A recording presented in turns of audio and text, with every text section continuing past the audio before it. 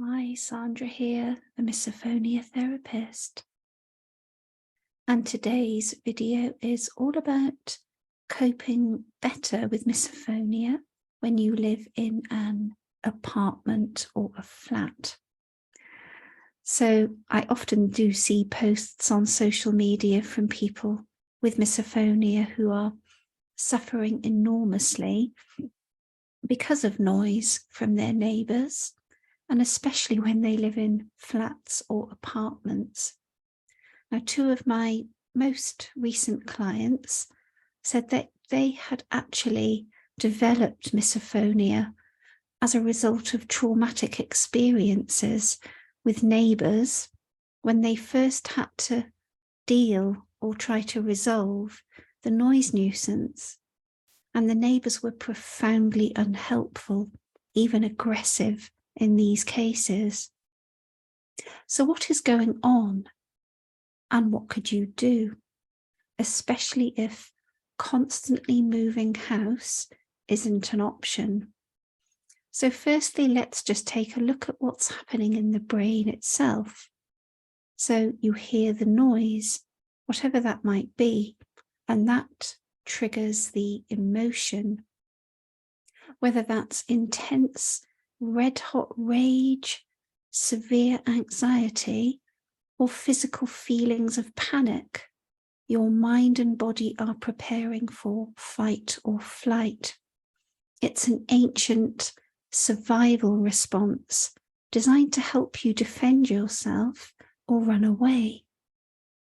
You also lose your sense of logic and ability to think clearly. And for many of you who have experienced neighbour noise and had bad experiences with these neighbours, when you did try to resolve it, the part of the brain responsible for your survival will remember what happened and how you felt. It will create more anxiety when it encounters the trigger noise again, which will feel as though it's just compounding. And worse still, you could easily be triggered when you think about your neighbours, when you think you might hear them or expect to hear them. And this is called anticipatory anxiety. And again, it's an important survival reflex that you have learned. And it is largely driven subconsciously. So it's not always easy to control. And with this in mind, how on earth can you learn to live peacefully when you have absolutely no control over other people's noise? And control, of course, is an interesting one.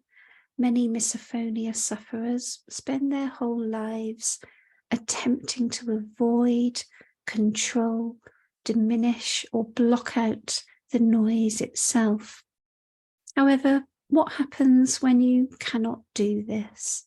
Of course, you could try noise cancelling earphones. These do help many people to cope better, but it's not always practical or desirable. Speaking to your neighbours directly can produce results, positive results, but these are often temporary. And even if your neighbours are super nice and helpful, willing to close doors quietly or turn music down or keep their dogs quiet, people forget.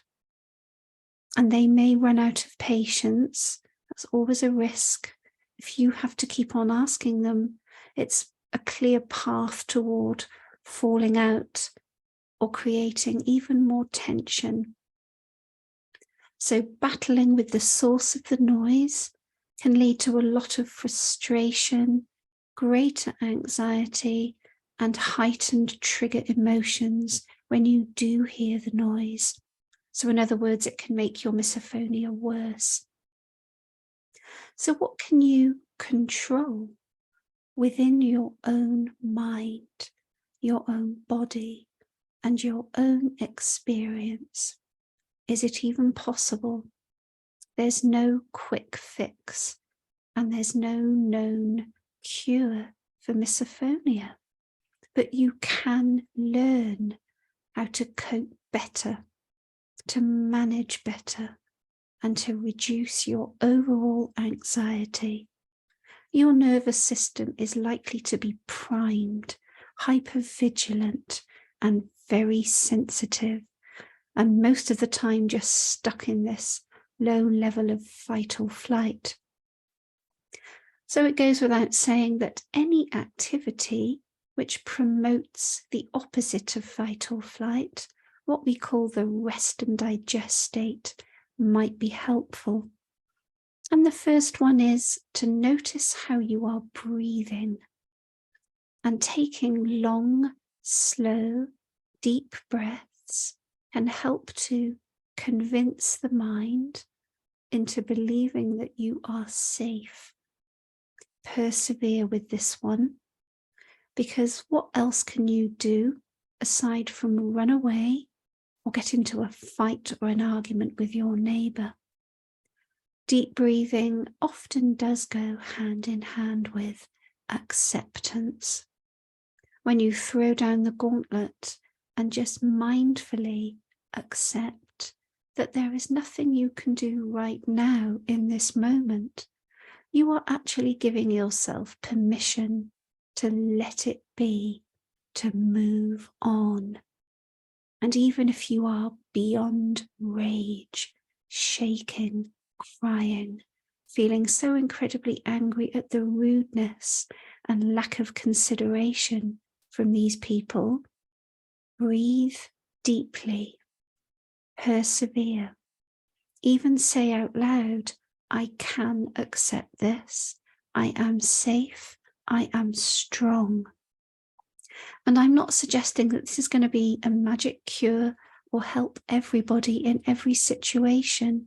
But when you are faced with no other option but to have a huge row or move house yet again, why not give it a try?